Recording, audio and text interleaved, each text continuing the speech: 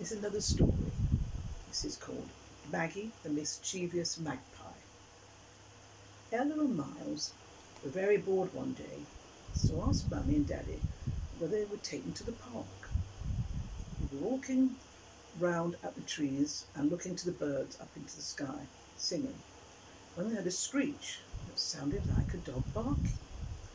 But it turned out to be a lady on the bench crying. "Whatever's the matter, dear?" Mummy said. The lady replied, "A magpie had just swooped down and snatched my ring off my finger. Marco, he's my fiancé, won't be very pleased. We got engaged last week." "Magpies like bright, glittery things," said Ella. "I wonder if it was our friend Maggie the magpie. She's very mischievous. She often comes into our garden to play, but sometimes she's very naughty. She often picks the silver tops off our milk bottles. Mummy and Daddy sometimes have to shoo her off."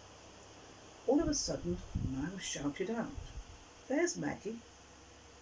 And he pointed into the sky. "She's got something glittering in her beak. It must be your ring. Let's try to attract her with some bread."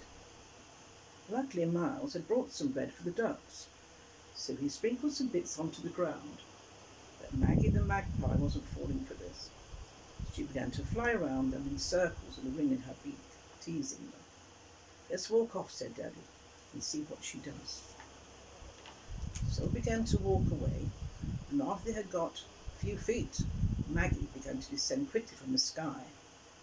Before they knew it, she had snatched a piece of bread in her beak, before flying off and landing at the top of a tall tree.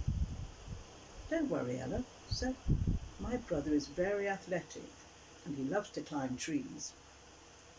Miles began to climb with sure, agile movements.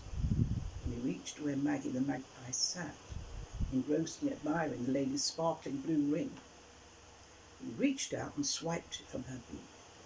He placed it on his thumb and shouted down, "I've got it!" He raised his hand into the air to display the ring, when the ring went flying and began to plummet to the ground.